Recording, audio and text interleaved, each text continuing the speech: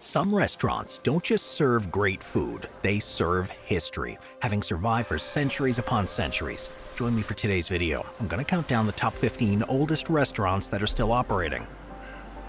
Let's start with number 15, St. Peter Stift's Culinarium. St. Peter Stift Culinarium in Salzburg, Austria is a restaurant that predates most modern nations.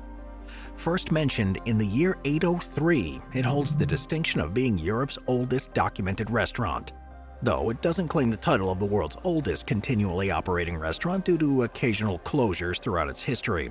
Located within the walls of St. Peter's Abbey, it's deeply intertwined with the monastic traditions and historical events that have shaped Salzburg.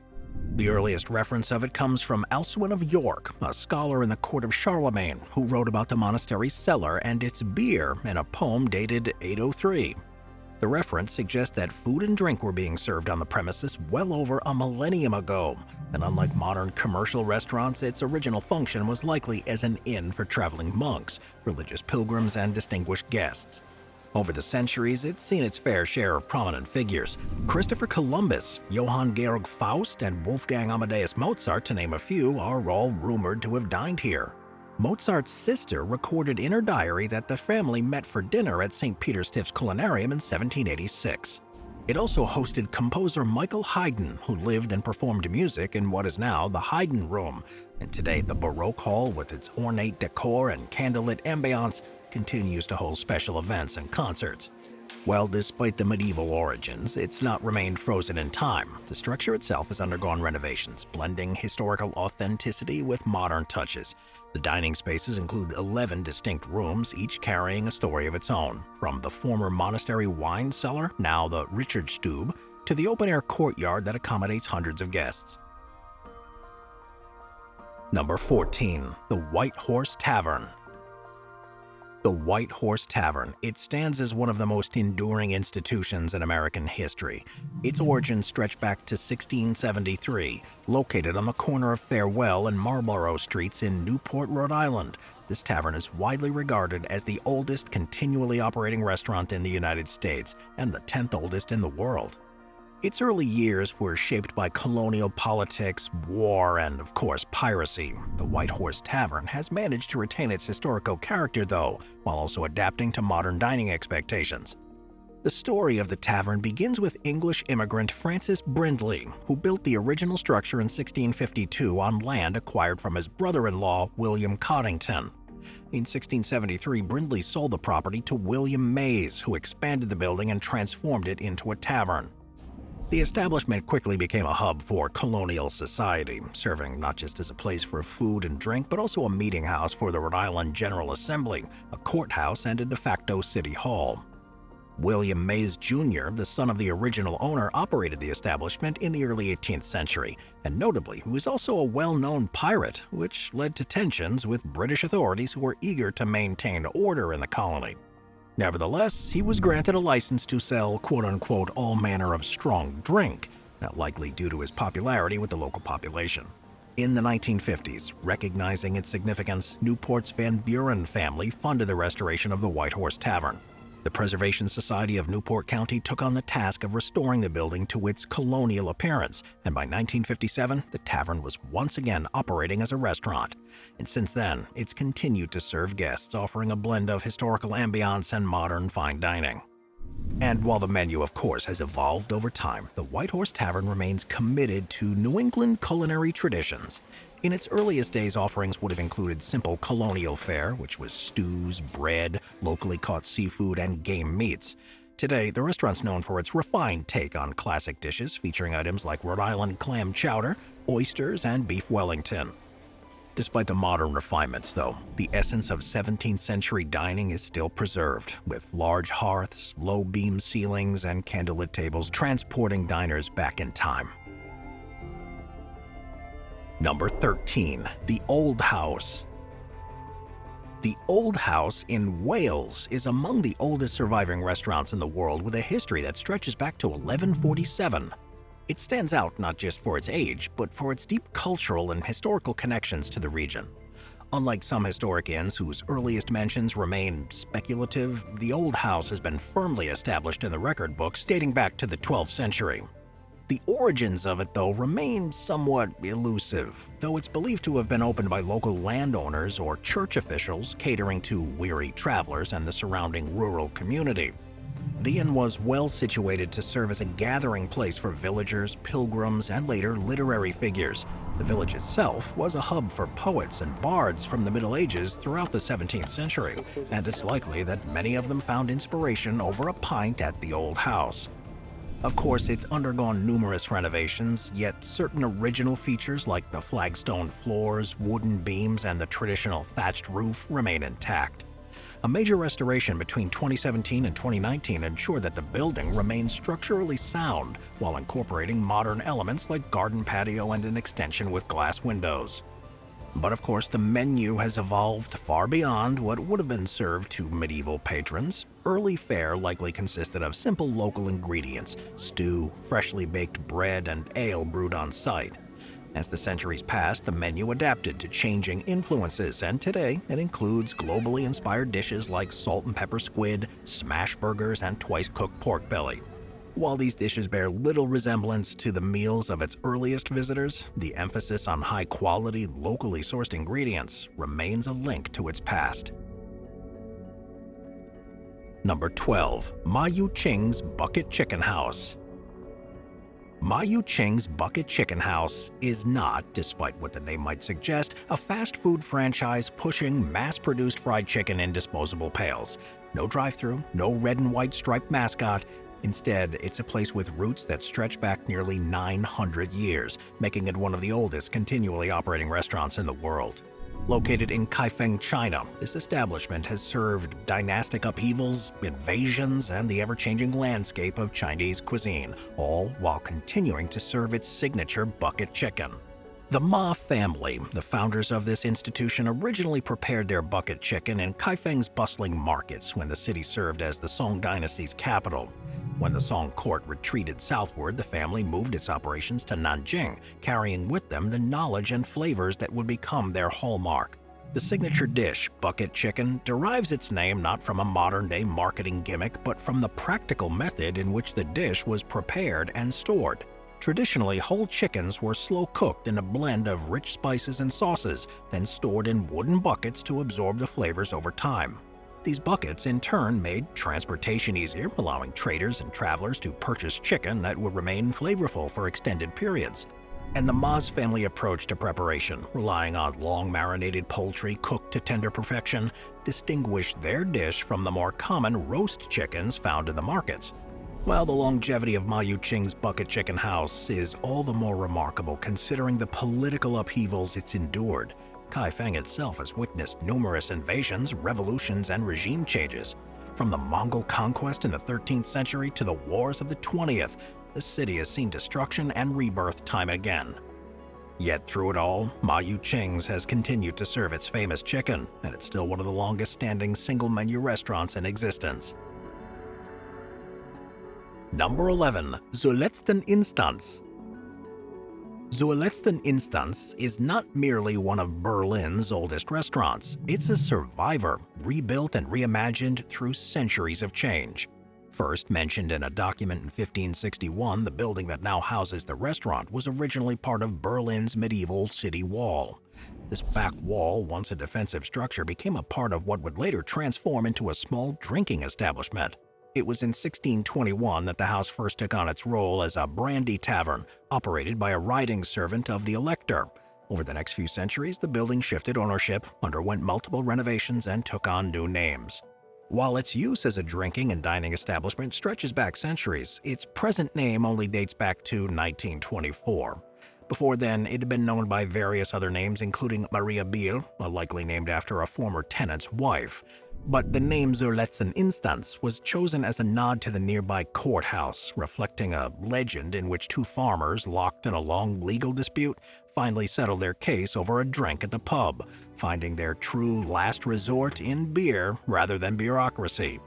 By 1963, in East Berlin, the newly built Zur Letzten Instanz reopened as a state-run restaurant designed to attract tourists and showcase Berlin's historical charm.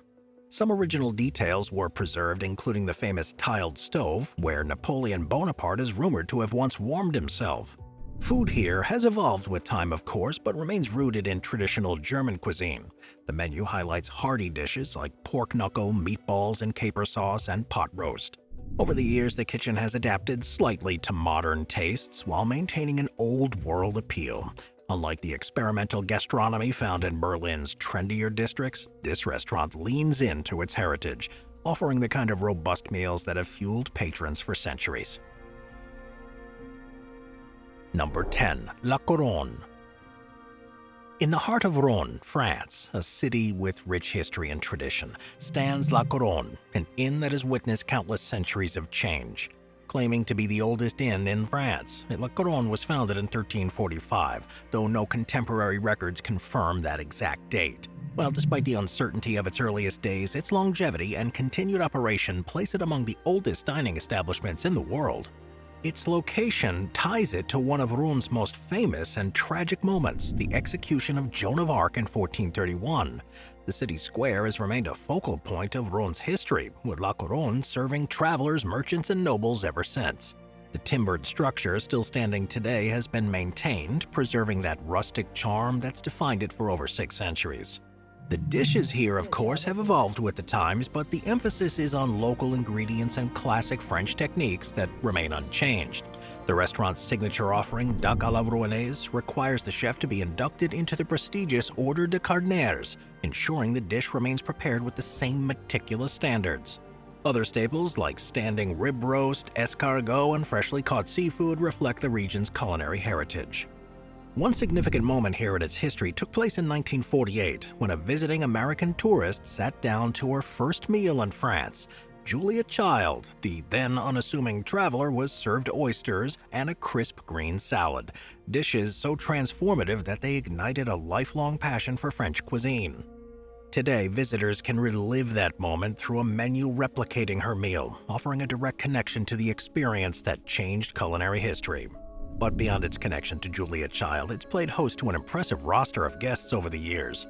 The restaurant has welcomed figures ranging from Salvador Dali to John Wayne, their visits memorialized in the form of signed photographs adorning the walls. Number 9. The Sheep Heid Inn. The Sheep Heid Inn, located in the village of Duddingston on the outskirts of Edinburgh, is considered the oldest surviving public house in Scotland. While the core of its current structure dates back to the 18th century, records do suggest that an inn has stood on this site since 1360. If this foundation date holds true, it places the Sheep Heid Inn among the longest continually operated licensed premises in the world. Monarchs and noble travelers have found it a convenient resting place, including Mary, Queen of Scots, and her son James VI.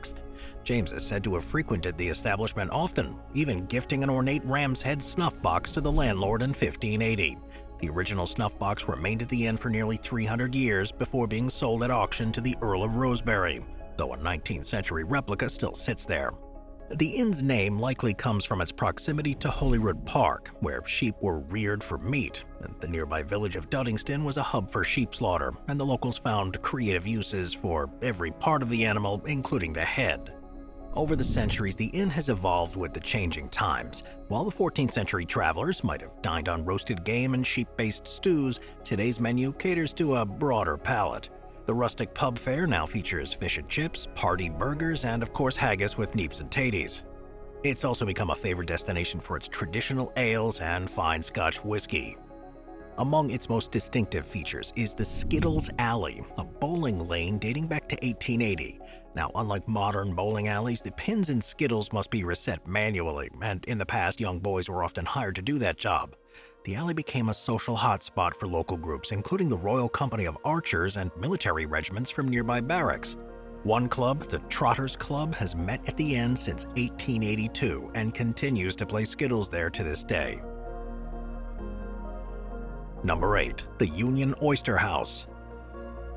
Make your way to 41 to 43 Union Street in downtown Boston, and you'll find the Union Oyster House. Having opened its doors in 1826, it's recognized as one of the oldest restaurants in the U.S., with the building itself predating the restaurant's existence by over a century.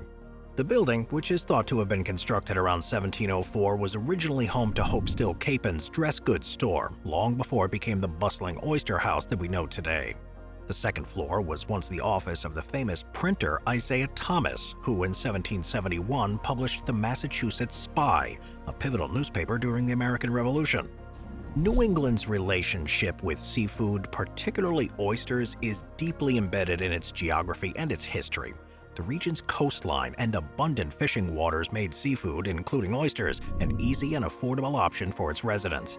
The Union Oyster House capitalized on this and became a social hub where locals and visitors gathered to enjoy oysters, clams, lobster, and other regional dishes. The proximity to the sea made it an ideal place for seafood restaurants to thrive, and the Union Oyster House became one of the most famous of its kind. Daniel Webster, the famous American statesman, was a regular patron, known for his love of oysters, sometimes consuming as many as 6 plates in one sitting. The restaurants also hosted President Franklin D. Roosevelt and John F. Kennedy, who along with his family were known to frequent this establishment during their time in Boston. As with any establishment that's been in business for nearly 2 centuries, the Union Oyster House, of course, has undergone changes. It had to adapt to modern times while maintaining the core traditions that it kept. The original building has expanded and undergone renovations to accommodate an increasing number of people eager to experience a slice of Boston's past. Moving on to number 7, Katz's Delicatessen. Katz's Deli, an iconic institution of New York's Lower East Side, stands as a symbol of culinary history and cultural significance, particularly when it comes to one of the city's most beloved sandwiches, the pastrami on rye. Since its opening in 1888, Katz's has not only served as a local hub, but it's woven itself into the fabric of New York City's dining culture. Today, it's a must-visit for anyone looking to experience what many call the best pastrami on rye in New York. The story of Katz's begins with 2 brothers, Morris and Hyman, who opened their first deli under the name Iceland Brothers on the corner of Ludlow and Houston Streets. As the years went on, the deli evolved. In 1903, Willie Katz joined the business, marking the start of the deli's association with the Katz family. After Willie's cousin Benny joined in 1910, they bought out the Iceland Brothers in 1917. Katz's Delicatessen was then born. Its history is not only tied to its famous sandwiches, but also to the community that it served. In the early 1900s, the Lower East Side was a melting pot of cultures, particularly Jewish immigrants, and Katz's became a gathering place for both locals and visitors. It became a place where New Yorkers came together, breaking bread in a community bound by both food and culture. The food here at Katz, naturally, has remained a central part of its identity, and the pastrami sandwich remains its most famous dish. However, the deli has also expanded its offerings over the years. Katz's serves a staggering 15,000 pounds of pastrami, 8,000 pounds of corned beef, and 4,000 hot dogs each week. These numbers not only showcase the scale at which Katz operates, but they also highlight the enduring love for its classic menu. While the food has remained rooted in tradition, Katz has not been immune to change. The deli has expanded over the years, opening a second location in Brooklyn in 2017 and introducing a mail-order service to reach fans far beyond New York City. Yet despite these modern additions, the core of Katz remains the same.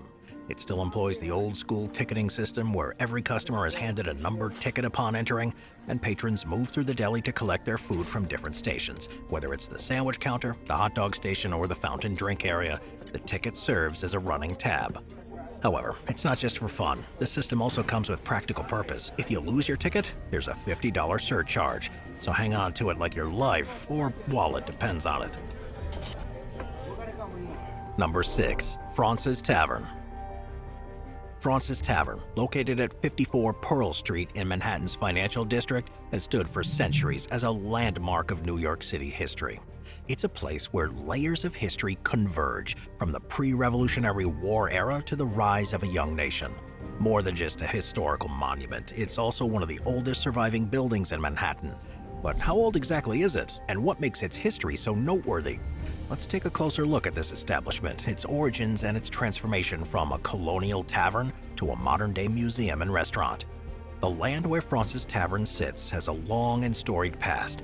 Originally owned by New York Mayor Stephanus Van Cortlandt, who built a home here in 1671, the property eventually passed into the hands of Etienne Delancey, a French Huguenot, in 1700. Delancey built the structure we recognize today in 1719, making it one of the oldest buildings in New York City. However, the building didn't always serve the same purpose. After Delancey's death, his heirs sold the property in 1762 to Samuel Fraunces, who turned the house into a popular tavern. The original name of the tavern was Queen's Head, and over time it also went by various names including Botin's Tavern and the Coffee House. As tensions mounted in New York, Fraunces Tavern became a hub of activity for revolutionaries. In August 1775, a militia group called the Hearts of Oak, including Alexander Hamilton, used the tavern as a meeting place. As the revolution neared its end, Fraunces Tavern would forever cement its place in history. On December 4, 1783, George Washington bid farewell to his officers here in an emotional ceremony, marking the end of his service during the Revolutionary War. Washington's farewell speech, in which he expressed gratitude to his men, and his farewell dinner, sometimes called the Turtle Feast, has since become one of the most well-known moments in Fraunces Tavern history. Throughout the 19th century, the tavern underwent numerous changes. A series of fires in the early 1800s caused significant damage, and the building was rebuilt several times. By the mid-1800s, the tavern had been transformed into a hotel known as the Broad Street House, and later still, the tavern underwent another major alteration. Well, despite all the changes, Fraunces Tavern remained a prominent part of New York City's cultural fabric. However, by the late 19th century, the building faced the threat of demolition. In 1900, there were plans to tear it down in favor of constructing a parking lot. Thankfully, a number of preservation groups, including the Daughters of the American Revolution, fought to save the building. By 1904, the Sons of the Revolution in the state of New York Incorporated purchased the property, and in 1907, an extensive reconstruction effort was completed under the guidance of architect William Mercereau. Number 5. Honke Owariya. Honke Owariya, the oldest restaurant in Kyoto, Japan, has a rich history, stretching back over 550 years, making it one of the longest-running food establishments in the world. Established in 1465, the restaurant's roots trace back to a small confectionery shop founded by the Enaoka family when they relocated from the Owari region to Kyoto. The first real transformation in the restaurant's history came in 1702 when the shop began to serve soba noodles, marking its transition from a confectionery to a soba shop. This move was inspired by the demands of Zen Buddhist monks who were already accustomed to using buckwheat flour in their meditation practices. Soba's significance in their culture is profound, symbolizing simplicity and discipline. The restaurant's physical location has remained unchanged. It's located on the same plot of land in the heart of Kyoto. The restaurant's current owner, Ariko Inaoka, represents the 16th generation of her family to run the establishment. A standout feature here, of course, is the soba and the water used to prepare the broth. The spring water is sourced just outside of Kyoto, and it's said to impart a distinct purity and depth of flavor that elevates the dish to an entirely new level. This connection to Kyoto's natural environment is central to their identity, as the region's clean and mineral-rich water is what makes the soba noodles and their accompanying broth stand out. A popular dish that's emerged from this restaurant's history is the Horai soba, introduced by the 14th generation owner. This dish was served with soba noodles on a lacquerware plate, stacked in a unique manner known as warigo. Each plate comes with different toppings, including shrimp tempura, omelet strips, and simmered shiitake mushrooms. The dish's connection to wealth and fortune comes from an old practice of goldsmiths using soba to gather scattered gold leaf, which led to a belief that eating soba would bring good luck. From the use of Hokkaido's finest buckwheat to the fresh local spring water from the mountain nearby, every element in preparation of the soba reflects the dedication to authenticity that this restaurant's known for. Its 550-year history speaks to a deep connection with both the local community and the broader cultural fabric of Japan. Number 4. The Brazen Head. In the busy heart of Dublin, Ireland, stands the Brazen Head, one of the city's oldest and most storied pubs. The history stretches back centuries. It's a living example of the city's transformation from a medieval settlement to a modern cultural hub. The origins can be traced back to a merchant's dwelling dating as far back as 1613, and by 1661, it had earned a license to sell ale. It wasn't until 1668, though, that the building was first officially recognized as an inn. Though the current structure, a coaching inn, was built in 1754, its roots run deep within Dublin's history. Dublin itself was founded over a millennia ago, and pubs have played an integral role in the social and political life of the city from the very beginning. The Brazen Head is particularly noteworthy not only for its age but its role in pivotal moments of Irish history. The pub was a gathering place for the Society of United Irishmen, whose efforts led to the rebellions of 1798 and 1803. It was within these very walls that many of the plots for Irish independence were hatched. The ghosts of revolutionaries, including Robert Emmet and Michael Collins, are said to haunt the space, as their destinies were irrevocably tied to the turbulent history that unfolded in Dublin during the 18th and early 20th centuries. Emmet, a key figure in the failed rebellion of 1803, reportedly met with fellow conspirators at the Brazen Head. His tragic fate, beheading in nearby Thomas Street, is woven into the pub's narrative, forever connecting the establishment to Ireland's fight for independence. While the architecture and function of the pub have remained remarkably unchanged, the food and drink has evolved to meet the demands of modern patrons. Traditionally, the food served at the Brazen Head reflected the tastes of 18th century Dublin, with a hearty fare like stews and roasted meats, but over the years the menu has broadened to include a mix of traditional Irish dishes and contemporary offerings.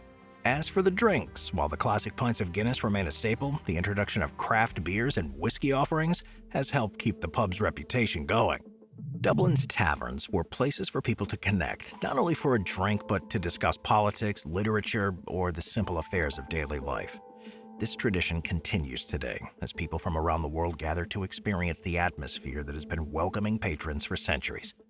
The pub's history is filled with moments of prosperity and struggle, from the successful years of the 1760s when it boasted 30 rooms, to the more difficult times in the early 1800s when it struggled to regain its former reputation. Number 3. Al Brindisi. Al Brindisi is a modest enoteca tucked away in the medieval streets of Ferrara, Italy, and it holds a distinction unmatched by any other establishment of its kind. It's recognized by the Guinness Book of World Records as the oldest wine bar still in operation. Its history stretches back to 1435. Now, while discussions about the world's oldest restaurant often center around Madrid's Sobrino de Botin, which opened in 1725, or Austria's St. Peter Stift's Culinarium, which has its origins as far back as 803, Al Brindisi predates these well-known contenders by centuries. Its early history is tied to its location. Ferrara, though often overlooked in favor of Italy's more famous cities, was once a thriving center of culture. In the 15th century, when Al Brindisi first opens its doors, the city was under the rule of the Este family, a powerful dynasty known for its patronage of the arts. The name itself, derived from the local dialect word for drunk, suggests that it was always a place for indulgence, though its later patrons would elevate it beyond its humble beginnings. Centuries later, a wine bar continued to attract notable figures. In the 1970s, Pope John Paul II, accompanied by Polish Cardinal Stefan Wyszyński, visited Al Brindisi to commemorate the 500th anniversary of Copernicus's birth. Few places can claim to have served both Renaissance masters and modern popes, yet Al Brindisi remains a place where history has not just remembered, but actively lived. Unlike many historic establishments that have undergone renovations, it's preserved its original charm. Its decor is simple and unpretentious: wooden tables, well-worn benches, and shelves lined with dusty bottles. The emphasis is not on extravagance, but on authenticity. Even the food has stayed true to its origins. Traditional dishes dominate the menu: pumpkin-filled pasta tossed in butter and sage, and a slow-cooked salami dish served with mashed potatoes. The endurance of Al Brindisi speaks to something greater than just its ability to survive. Italy's relationship with food and drink is unlike that of many other countries. Dining isn't merely a transaction, it's an experience, a communal act that brings people together. The debate over what truly qualifies as the world's oldest restaurant is unlikely to ever be settled definitively. Yet this place predates most other contenders by centuries, making it a unique case. While it may not serve elaborate multi-course meals, it has provided food and drink to patrons for nearly 600 years, longer than most nations have existed in their current form. Number 2. Wurstkuchl. Sizzling along the banks of the Danube River in the shadow of Regensburg 12th century stone bridge stands one of the world's oldest operating public restaurants, Wurstkuchl, or the historic sausage kitchen of Regensburg. Unlike many establishments that claim to be ancient but have undergone significant renovation, this small yet enduring restaurant has been serving food in some form since at least 1146 AD. Its menu, location, and purpose have evolved over time, but the core experience, simple, hearty meals served to hungry travelers, remains largely unchanged. The history here is tied directly to one of medieval Germany's greatest construction projects. In 1135, a building was erected as a construction office for laborers working on Regensburg's stone bridge. When the bridge was completed in 1146, the office was repurposed into a small cookshop. Positioned at a crucial crossing point over the Danube, the establishment quickly became a favorite among dock workers, sailors, and the stonemasons who maintained the bridge. At the time, Regensburg was one of the most important trading hubs in Central Europe. Merchants and travelers passed through in great numbers. The specialty in those early years was not sausages, but Fleisch, boiled meat. This was a practical choice. Slow-boiled cuts of beef and pork could be made in large quantities and easily served to a steady stream of customers. In 1806, the current owning family took over and introduced what would become its defining dish, charcoal grilled sausages. Unlike the boiled meats of the past, these sausages were smaller, quicker to cook, and packed with flavor. Made from finely ground pork and seasoned with a secret spice blend, they were grilled over an open flame and served with sauerkraut and mustard. The shift from boiled meat to these grilled sausages was more than just a menu update. It marked the beginning of their rise to culinary fame. By the late 19th century, it had become a landmark in Regensburg, drawing visitors who wanted to experience the same food that generations of travelers had enjoyed before them. The biggest change has been the number of guests. Once a stop for local laborers, it now serves as many as 6,000 sausages a day, with long lines forming outside, especially in the summer. The outdoor seating, which was once informal, was a gathering spot for dock workers, has expanded to accommodate waves of tourists eager to taste what is often called the world's oldest fast food. Well, the claim of being the oldest restaurant in the world is a tricky one. Several establishments lay claim to that title, but the criteria vary. The Wurstkuchl's uniqueness lies in its continuous operation as a public eatery since at least the mid-12th century. Few establishments can claim such an uninterrupted history of 900 years of serving food to the public in the same location. Number 1. Botin. Trot down the winding streets of Madrid, a few steps from the Plaza Mayor, and you'll find Botin, an establishment recognized by Guinness World Records as the oldest continually operating restaurant in the world. Since its official founding in 1725, Botin has remained in business without interruption, its wood-fired oven burning for nearly 3 centuries. The restaurant is not just a relic of history, it's a living, breathing piece of Spanish culinary tradition, still serving dishes that have defined the region for generations. Though the building itself dates back to at least 1590, it wasn't until the early 18th century that Botin officially opened its doors as an inn and eatery. A French cook, Jean Botin, arrived in Madrid with his wife during a period of royal expansion when the city was transforming.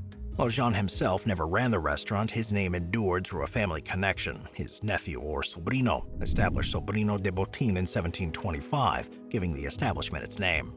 For nearly 300 years, it's remained remarkably consistent in its approach. The oven, installed in 1725, has never been extinguished, ensuring that every dish carries the same depth of flavor that's defined the restaurant for centuries. The menu still centers around Castilian cuisine, particularly 2 specialties: cochino asado, roast suckling pig, and cordero lechal, roast suckling lamb. These dishes, basted in their own juices and slow roasted in the ancient oven, have remained the heart of the restaurant's offerings. The dishes that define Botin are more than just specialties, they're deeply tied to the history of central Spain. Castilian cuisine, developed around the concept of slow roasting meals, is a necessity in a region where the harsh winters and a reliance on livestock have shaped the local diet. Suckling pig, a dish dating back to Roman times, became especially popular in Segovia and Madrid, where its crisp golden skin and tender meat became synonymous with celebrations and gatherings. Botin's success is a direct result of its commitment to traditions. While the city around it has changed, the restaurant has remained a constant, serving the same style of food that's been at the core of Castilian identity for centuries.